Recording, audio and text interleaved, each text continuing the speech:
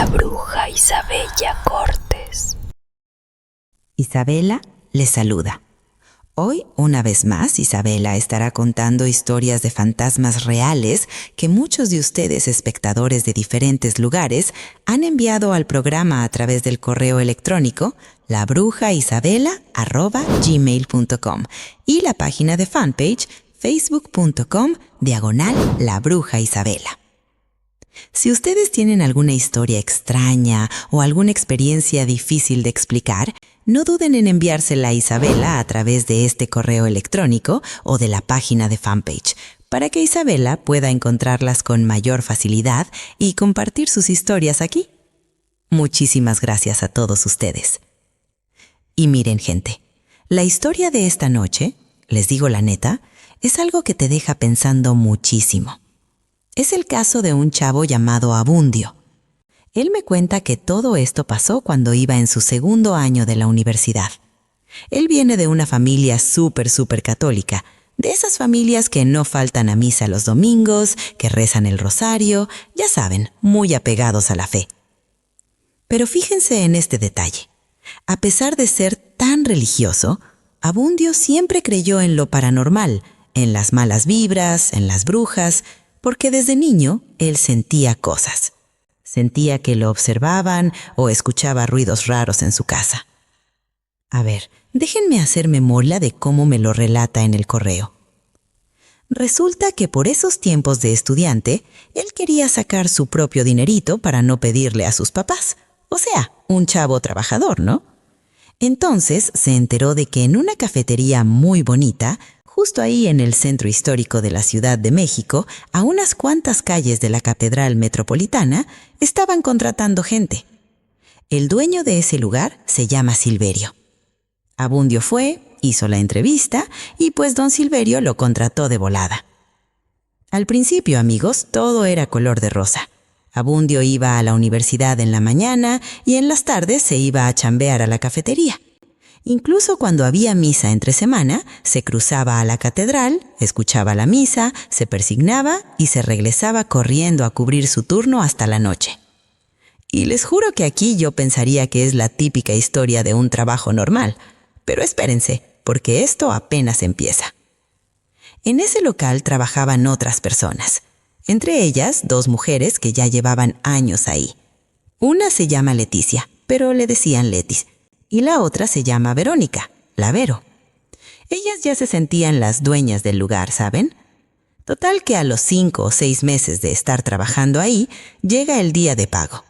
Don Silverio llama a Abundio y de la nada le da un sobre con casi el doble de su sueldo. Imagínense la sorpresa. Abundio se quedó de a 4 y le preguntó por qué tanto dinero. Y don Silverio le dijo: «Es un bono, muchacho. Los clientes me han hablado muy bien de ti.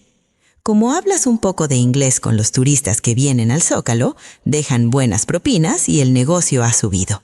Sigue así». Y pues uno pensaría que es algo normal, ¿verdad? El chavo le echa ganas, el patrón lo premia. Pero les digo algo, raza. La envidia es un monstruo bien feo. Cuando Leti y Vero se enteraron del bono, se pusieron fúricas. Ellas llevaban como 3 años trabajando ahí, sirviendo mesas, limpiando, y nunca les habían dado un bono así de jugoso. Según me cuenta Abundio, ellas fueron a reclamarle a Silverio. Le dijeron: «Oiga, don Silverio, ¿cómo es posible que a ese chamaco que acaba de entrar le dé más dinero que a nosotras? Nosotras nos partimos el lomo aquí todos los días». Y don Silverio, muy tranquilo, les explicó lo mismo, que Abundio trataba muy bien a los turistas. Además, don Silverio también era muy católico y sabía que Abundio ayudaba en las obras de caridad de la iglesia, así que quería apoyarlo. Cualquiera en su lugar hubiera dicho: «Bueno, pues me esfuerzo más». Pero no. Estas 2 mujeres empezaron a hacerle la vida de cuadritos a Abundio. Aquí es donde la cosa ya no cuadra, gente. Abundio es un chico que pertenece a la comunidad LGBT. Él nunca lo andaba gritando a los 4 vientos en el trabajo, pero pues en su Facebook compartía cosas, apoyaba marchas y pues ellas lo tenían agregado. Entonces, Leti y Vero empezaron a murmurar a sus espaldas: Decían cosas horribles. Decían: «Ay, seguro este ya se acostó con el patrón. Por eso le da tanto dinero. Pinche joto, de seguro lo tiene embrujado». ¡Qué coraje, la neta! Y no solo eran insultos al aire. A veces, cuando Abundio llevaba una charola llena de cafés calientes o de pan dulce, Leti pasaba a su lado y le daba un empujón con el hombro a propósito para que tirara todo. Y Abundio tenía que agachar la cabeza y limpiar frente a los clientes. Él nunca les contestaba, amigos. Él solo cerraba los ojos y le pedía a Dios que les quitara ese veneno del corazón. Hasta que un día ya no aguantó la presión y habló con Lucrecia. Lucrecia era la encargada de recursos humanos, la que armaba los horarios. Él le pidió que por favor lo pasara al turno de la noche, para ya no cruzarse tanto con Leti y con Vero. El primer día que Abundio entra al turno de trasnoche, porque la cafetería cerraba súper tarde por los turistas del centro, Lucrecia se sienta con él. Ya era como la 1 de la mañana. Se escuchaba a lo lejos el ruido de los camiones de basura, el viento frío pegando en las ventanas. Lucrecia lo mira y le dice: «Abundio, escúchame bien. Yo sé que Leti y Vero te traen de encargo, pero ten mucho cuidado con ellas. Tienen fama de ser muy malas personas, muy pesadas. El patrón no las corre porque hacen su trabajo, pero tú mantén tu distancia. Tienen mañas muy raras». Abundio solo asintió y pensó que eran chismes de pasillo. Pero bueno, volviendo al tema, pasan unas semanas. Ya casi era época de posadas, de Navidad. Había mucha gente en el centro histórico, las calles llenas de luces. Abundio andaba de arriba a abajo entre la escuela, la cafetería y las misas. Y de repente, fíjense bien en cómo empieza esto. De la nada, Abundio empieza a notar algo raro en su cuerpo. Me dice que empezó a ir al baño a hacer del uno muchísimas veces al día. Pero, o sea, no manches, iba hasta 40 veces en un solo día. Y lo peor es que cada vez que iba era un dolorcito, un ardor, y solo salían unas gotitas. Él pensó: seguro es una infección en las vías urinarias, o tomé mucha agua o el estrés. Fue a la clínica del seguro, le hicieron estudios de sangre, de orina, de todo. Y cuando el doctor ve los resultados, se le queda viendo y le dice: «Muchacho, tú estás perfectamente sano. No tienes ni una infección, ni cálculos, ni nada. Tus riñones están al 100%. Seguro es puro estrés. Tómate estas vitaminas y descansa». Y Abundio se quedó sacado de onda, porque les juro que él sentía un malestar horrible. Y aquí ya me puse la piel de gallina. Porque escuchen esto. Abundio se dio cuenta de un patrón macabro. Aunque a meses no compartía turno con Leti y Vero, los pocos días que sí le tocaba cruzarse con ellas en la cafetería, justo en el instante en que ellas cruzaban la puerta, Abundio empezaba a retorcerse de dolor. Así como lo oyen, un dolor seco, como agujas, desde el abdomen bajo, pasando por los muslos, bajando por las pantorrillas hasta la punta de los pies.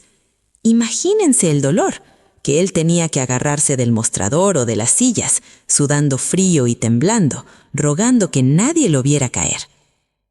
Y de verdad, amigos, cuando él le contaba a Lucrecia y le pedía de favor no verla con esas mujeres, el dolor cambiaba, porque después ya no importaba si las veía o no.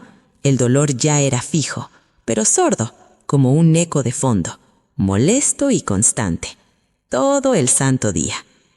Ahí no acaba la cosa, porque luego empezó a bajar de peso a lo bruto, la neta. Estaba ojeroso, ya amarillo, y en las noches, cuando por fin llegaba a su cuarto a dormir, se despertaba porque sentía algo caliente escurriendo en la almohada. Era sangre de la nada. Cualquiera en su lugar ya se hubiera espantado pensando en lo peor. Fue a hacerse hasta pruebas para descartar cáncer en el hospital. El doctor le dijo lo mismo: «Estás bien, chavo, no te pasa nada». Y como su mamá siempre trabajaba, no se daba cuenta. Ella solo pensaba que su hijo estaba cansado por el trabajo y la escuela. Pero bueno, espérense tantito porque esto va a tomar un giro súper pesado. Resulta que Abundio tenía una amiga, Daniela, a la que de cariño le decían Dani. Dani no era cualquier muchacha. Ella venía de una familia donde su papá, don Aureliano, era un señor de respeto, de esos que allá en su colonia tenían un altar en su casa lleno de veladoras, imágenes de santos, y sabía leer la aura y curar el espanto, un curandero, pues. Un día, Abundio se encuentra con Dani y le cuenta, casi llorando: «Dani, no sé qué tengo. Siento que me muero, mi cuerpo no da más. Fui a 3 clínicas y nadie me encuentra la enfermedad». Y Dani, que desde niña veía a su papá haciendo limpias y cortando brujerías, lo mira muy seria y le contesta: «Oye, ¿tú de verdad crees que eso es médico? Eso a mí me huele a un trabajo negro, a un amarre o una chingadera de esas. Alguien te tiene envidia, güey. Seguro te embrujaron». Pero Abundio, siendo tan católico, no hombre, dijo, ni loco, esas cosas no existen, puro cuento. Dani le insistió, le dijo: «Güey, la neta, ve a ver a mi papá. No pierdes nada, él te puede checar». Abundio no le hizo caso y se fue a rezar a la iglesia. Fue a hablar con el sacerdote de su colonia. Le contó su pesadilla, los dolores y su desesperación. El padre lo escuchó, le dio la bendición y le dijo que debía tener fe, rezar el rosario todos los días y no faltar a la comunión del domingo. Y miren, gente, esto es lo que Abundio hizo. El domingo siguiente, con un dolor en el cuerpo que casi no lo dejaba caminar, se fue a la misa de mediodía. Caminaba como viejito, temblando. Cuando llegó el momento de la comunión, se formó, recibió la hostia y en el instante, y les juro por Dios que así me lo describe, en el momento en que se tragó la hostia, el dolor bajó, como si le hubieran echado agua a un fuego. Bajó, bajó hasta que desapareció por completo. Abundio se fue a arrodillar a los pies de la Virgen de Guadalupe, dio las gracias, lloró un ratito y se fue a su casa. Ese día no fue a trabajar. Llegó a su cuarto, se tiró en la cama y se quedó profundamente dormido. Pero les digo algo, gente, cuando uno cree que ya se salvó, es cuando la oscuridad te alcanza, y lo que soñó ese día es para volverse loco. Soñó que estaba en una vecindad enorme, vieja, cayéndose a pedazos. El piso estaba lleno de humedad y todo olía como a agua estancada.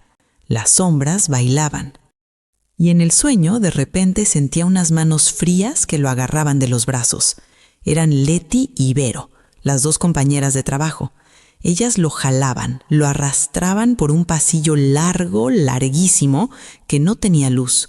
Y él quería zafarse, pero su cuerpo no tenía fuerza, parecía de trapo.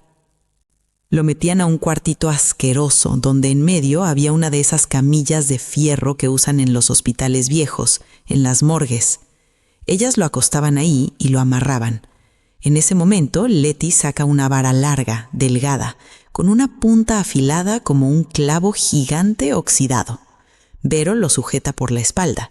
Y entonces Leti empieza a rasgarle los brazos. Así como lo oyen, le metía la punta de la vara en la piel, de arriba hacia abajo, cortándolo. Abundio gritaba de dolor, sentía el ardor en la sangre caliente escurriendo, y les gritaba: «Por favor, ya suéltenme, ya déjenme en paz. Por el amor de Dios, Leti, Vero, suéltenme». Pero las 2 mujeres se reían, una risa espantosa, vacía, que le calaba los huesos. Abundio, al ver que no podía luchar más, cerró los ojos y en su mente gritó: «Jesús, sálvame. Dios mío, sálvame». Y de pronto, ¡pum!, despierta de un salto, sudando, con el corazón queriéndosele salir del pecho, respirando como si hubiera corrido un maratón. Pero fíjense bien, gente, no estaba en su cama. Despertó tirado en el piso de su cuarto a la mitad de la madrugada. No manchen, ¿quién se cae de la cama y no se da cuenta? Y entonces, y les digo la verdad, justo en esta parte es donde yo también empiezo a sentir nervios, Abundio siente un ardor terrible en sus brazos. Se levanta asustadísimo, prende el foco de su cuarto, se remanga la pijama y se le hiela la sangre. Sus brazos, sus 2 brazos, estaban llenos de arañazos largos, profundos, que le escurrían hilos de sangre fresca. Eran marcas reales, no eran rasguños de uñas normales, eran tajos exactos como el que le había hecho Leti en el sueño con esa vara en el sueño. Abundio agarró el celular con las manos temblando, le tomó foto a sus brazos ensangrentados y se lo mandó a Dani por WhatsApp a las 3 de la mañana. Después, como pudo, se lavó los brazos en el lavadero, se puso unas gasas que tenía ahí y se tapó. Pero espérense, porque a los 5 minutos el teléfono le suena. Era Dani. Se escuchaba agitada, respiraba fuerte y le dijo: «Abundio, no te vuelvas a dormir. Por lo que más quieras en el mundo, no cierres los ojos. Le enseñé tus fotos a mi papá y él se fue a su altar a tirar el tarot. Me dijo que te están chupando la energía. Te quieren matar, güey. Enciende una veladora, reza el rosario, pero no te duermas porque si te duermes, no despiertas». También le dijo que su papá no lo podía ayudar, porque Abundio no creía en su magia y por algo del catolicismo de su familia, la energía no conectaba. Pero don Aureliano le aseguró que un hombre mayor, alguien que sí tenía el poder necesario, se iba a cruzar en su camino muy pronto. Imagínense la noche de Abundio. Pasó las horas temblando en su cuarto rezando Padres Nuestros y Aves Marías hasta que amaneció. Al día siguiente, pálido como un muerto, con los brazos vendados bajo la camisa, se fue a la universidad y luego a su turno en la cafetería. Estaba hecho un trapo. El dolor regresaba, sordo, constante, y su estómago llevaba días sin aceptar comida. Y miren cómo es el destino, amigos, porque esa noche, cerca de las 11:30 de la noche, entra un señor en la cafetería, un hombre como de 50 años, de mirada profunda, con un sombrero tipo tejana y chamarra de piel vieja. El local ya casi estaba vacío, solo quedaba un mariachi echándose un café en la mesa del rincón y el señor que acababa de entrar. El señor pide un café negro. Abundio va, se lo prepara, temblando, y se lo lleva a la mesa. Cuando Abundio está poniendo la taza en la mesa, el señor se le queda mirando a los brazos.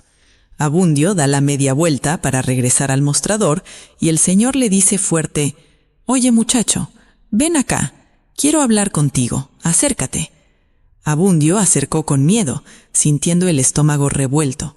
El señor, sin parpadear, le miró los ojos y luego los brazos escondidos bajo la camisa y le soltó de tajo: «Tienes una oscuridad gigantesca que te está persiguiendo, muchacho. Es un ente asqueroso, maligno. Te quieren destruir. Te digo la verdad, te quieren ver muerto. Pero fíjate qué cosas, muchacho. Tienes una luz brillante en la cabeza que no permite que te toquen el alma. Ese halo te salvó la vida anoche. Si no, amaneces tieso». Les juro que en cuanto el señor, que más adelante sabremos que se llama don Anselmo, pronunció esas palabras, el dolor en el cuerpo de Abundio estalló. Fue como si le hubieran clavado un cuchillo en las entrañas. Todo se le oscureció, las piernas se le doblaron y cayó al suelo desmayado por seco. Se apagó por completo. Se armó un escándalo en la cafetería. Los meseros, el mariachi, todos corrieron. Llamaron a la ambulancia, buscaron en la mochila de Abundio el número de su mamá y se lo llevaron de urgencia al Seguro Social. Cuando Abundio por fin abrió los ojos, ya habían pasado 7 horas. Ya era de día. Su mamá estaba a un lado de la camilla, llorando a mares y regañando al doctor. El doctor le dice a su mamá: «Señora, cálmese. El muchacho no tiene ninguna enfermedad mortal, pero me dice que lleva 3 o 4 días sin probar bocado. Tiene una desnutrición aguda, una baja de calcio severa, por eso se nos desmayó de la nada». Su mamá lo volteó a ver furiosa y le dijo: «¡Qué bárbaro eres, Abundio! Yo te dejo que trabajes y estudies, te doy libertad, pero ¿cómo es posible que te malpases así? ¿Acaso no tienes hambre? ¿Qué te pasa por la cabeza?». ¿Y saben qué es lo peor, raza? Que Abundio se dio cuenta en ese momento que el doctor tenía razón. Hizo memoria, y sí, no recordaba haber comido nada. Nada en los últimos 4 días, excepto la pequeña hostia en la iglesia. Ese trabajo oscuro, esa maldita brujería, le había nublado la mente de tal manera que su cerebro olvidó la sensación del hambre. Lo estaban secando desde adentro. Lo hidrataron, le metieron suero y vitaminas y lo dieron de alta. Su mamá se lo llevó a la casa. Dani y su mamá llegaron a visitarlo. Dani le dijo a la señora frente a frente: «Señora, con todo respeto, su hijo está embrujado. Le están haciendo un daño muy cabrón. Tiene que creerlo. Llévelo con mi papá». Pero la señora, ya saben cómo son algunas mamás, dijo: «No digas tonterías, muchacha. Esas son puras mentiras de la gente ignorante. Mi hijo solo está anémico y se acabó el problema. Y si sigue así, lo mando al psiquiatra». Abundio, al ver que su mamá no creía, sintió mucha impotencia. Al día siguiente, que ya podía caminar, se fue caminando por las calles del centro, sintiéndose vacío, confundido, con los oídos zumbándole y escuchando un ruido, un zumbido parecido a un viento que soplaba dentro de su cabeza, y él no entendía qué era. Sin darse cuenta, caminó casi 2 kilómetros sin rumbo. Su cuerpo se movía solo, como si algo lo estuviera llamando hacia la zona del mercado de Sonora. Llegó hasta la banqueta de una esquina con mucho tráfico, los taxis amarillos y rosas pitando, los puestos de tacos en la esquina. Se sentó en la banqueta, cansado, volteó la mirada y a lo lejos, del otro lado de la calle, vio algo que le partió la cabeza. Vio a don Silverio, el patrón de la cafetería, saliendo de un hotel de paso de mala muerte. Y no salía solo, salía abrazado por la cintura con Leticia. Se reían a carcajadas. Leti le daba un beso en la boca y luego ambos se subieron a un taxi y se fueron. Abundio se quedó paralizado. No entendía nada. ¿Por qué el patrón, que se veía tan formal y devoto, salía de ahí con la mesera más amargada de todas? Se tapó la cara con las manos, intentando procesar todo esto. De pronto, siente que alguien le toca el hombro. Levanta la cabeza, y era él, el hombre del sombrero de la noche anterior, don Anselmo. El señor lo agarró del brazo, lo levantó y le dijo: «Ándale, chamaco, vente conmigo, tú necesitas comer algo y yo te tengo que explicar muchas cosas». Don Anselmo lo llevó a una fonda, le pidió unos chilaquiles, pan dulce y un café de olla. Abundio no tenía hambre, pero Anselmo lo obligó a comer a cucharadas. Mientras comía, Anselmo sacó una libreta vieja y un calendario, empezó a contar días, a mover los dedos, a sacar cuentas, a murmurar oraciones que Abundio no entendía. Y aquí, amigos, presten toda su atención, porque aquí es donde se resuelve el rompecabezas. Don Anselmo lo mira fijamente y le dice: «Te voy a decir por qué te están haciendo esto. Esa oscuridad viene de 2 mujeres. Yo sé que se llaman Leticia y Verónica. Hacen todo juntas, hasta la magia negra. A ver, piénsenlo. Abundio jamás le dijo los nombres de ellas a ese señor, ¿eh? Y él lo sabía». Don Anselmo continuó diciendo: «Estas viejas están locas, muchacho. Fueron con un santero pesadísimo, alguien que trabaja con tierra de panteón y sangre animal. Le hicieron un amarre triple a tu patrón. Sí, a don Silverio.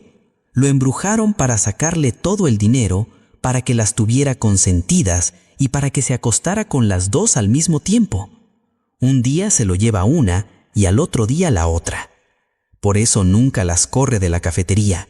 Las tiene como reinas sin que él mismo se dé cuenta. Están chupándole el alma y la cartera». Abundio no podía creer lo que estaba escuchando, recordando la escena del hotel que acababa de ver. Don Anselmo se acercó más a la mesa y bajó la voz: «Y la bronca es que llegaste tú. El brujo que les hizo el trabajo tiró sus cartas y vio que iba a llegar un muchacho, un chavo gay, de fe muy fuerte y una sensibilidad espiritual altísima. Les advirtió que tú ibas a sentir su magia y las ibas a descubrir. Por eso, en cuanto tú te ganaste el cariño del patrón y empezaste a ganar más, Ellas entraron en pánico. Creyeron que tú te habías dado cuenta de lo que ellas hacían y le pagaron al santero para que te aniquilara, para que te matara con un maleficio de muerte para callarte la boca. Madre Santísima, raza, qué nivel de maldad. Solo por pura paranoia y para tapar sus asquerosidades querían enterrar a Abundio. Don Anselmo arrancó una hoja de su libreta, escribió una dirección y se la dio. Le dijo: te salvaste porque eres un devoto de tu Dios, porque eres bueno, pero esa porquería te metió cosas oscuras en las venas. Si no te limpiamos rápido, te vas a podrir por dentro. Consíguete a una persona de tu entera confianza. Dile que compre 30 huevos de gallina, crudos, de preferencia de rancho, y tráela hoy mismo a esta dirección. Te espero en mi casa a las 6 de la tarde. Don Anselmo pagó la cuenta y se fue. Abundio, ahora sí con la cabeza clara, salió de la fonda y llamó corriendo a Daniela. Le contó, le lloró por teléfono, y Dani, que no se andaba con rodeos, le dijo que se fuera directo a la casa del señor, que ella iba a comprar los 30 huevos y lo alcanzaba allá. Cuando llegan a la casa de don Anselmo, era una casita en una colonia popular, pero atrás tenía un patio con un cuartito lleno de hierbas, pirul, ruda y un altar con la Santa Muerte, San Judas Tadeo y copal quemándose. El humo llenaba el aire de un olor muy penetrante. Don Anselmo preparó todo y le pidió a Abundio que se quitara la camisa y el pantalón, y que solo Dani, con una toalla grande, le cubriera la parte de abajo. Le dijo que se acostara en un petate en el suelo. Entonces agarró los 30 huevos y empezó a rezar. Amigos, lo que pasó ahí es algo de otro mundo. Don Anselmo tomaba un huevo y empezaba a frotarlo por la cabeza de Abundio. Pasaba por el cuello, el pecho, los brazos, hasta las piernas. Mientras rezaba, Abundio cuenta que los huevos, literalmente, pesaban como si fueran piedras de metal, como si pesaran 5 kilos cada uno. Y sentía que el huevo iba chupando desde el fondo de sus huesos una fiebre que le quemaba. Don Anselmo agarró una bandeja de barro grande y empezó a romper los huevos uno por uno. Escuchen esto, porque aquí la cosa se pone súper asquerosa, ¿eh? De los 30 huevos no salió ni una sola yema amarilla ni clara blanca. Nada. Todo lo que caía de esos cascarones era un agua negra, espesa, como chapotó. Y el olor, no manches, olía a perro muerto, a sangre podrida, a drenaje de rastro. Dani se tuvo que tapar la nariz y empezó a vomitar bilis a un lado. Pero lo peor era lo que flotaba en esa agua negra. Abundio vio con sus propios ojos que de los huevos caían bolas de cabellos enredados, hojas de afeitar oxidadas, coágulos de sangre seca y flemas verdes, pesadas. Don Anselmo le dijo con voz fuerte: todo esto estaba viajando por tus venas. Te estaban pudriendo por dentro. Es un milagro que estés vivo. Y en ese instante, Anselmo le arrimó una cubeta y le gritó que abriera la boca. Abundio sintió un retorcijón espantoso en el estómago y empezó a vomitar. Vomitó una cantidad exagerada de un líquido negro idéntico al que salía de los huevos. Un olor pestilente. Vomitó hasta que sintió que se quedaba sin tripas. Y miren, les digo la verdad. Cuando dejó de vomitar, Abundio cuenta que fue como si le hubieran quitado 50 kilos de encima. Sentía el aire entrar limpio a sus pulmones. El dolor, esa sensación de muerte, había desaparecido completamente. Estaba exhausto, pero vivo y ligero. Don Anselmo le dio un vasito con agua bendita para enjuagarse la boca. Luego agarró un puño de cenizas grises de su altar, las metió en una bolsita de plástico y se las dio. Y le dijo lo último y más importante: ya te saqué la enfermedad de la sangre, pero escucha bien. Ellas, cuando vieron que no te morías rápido, fueron a tu propia casa, y en tu patio, donde hay tierra húmeda, enterraron una madre de esas. Te dejaron un entierro, un trabajo velado en tu propia casa. Por eso no podías dormir bien. Le dijo que tenía que llevar a un sacerdote para que regara agua bendita en todo el patio y echara la bendición. Don Anselmo le advirtió que, cuando el agua bendita tocara el entierro, a los pocos días iba a brotar una planta negra o muy rara del suelo.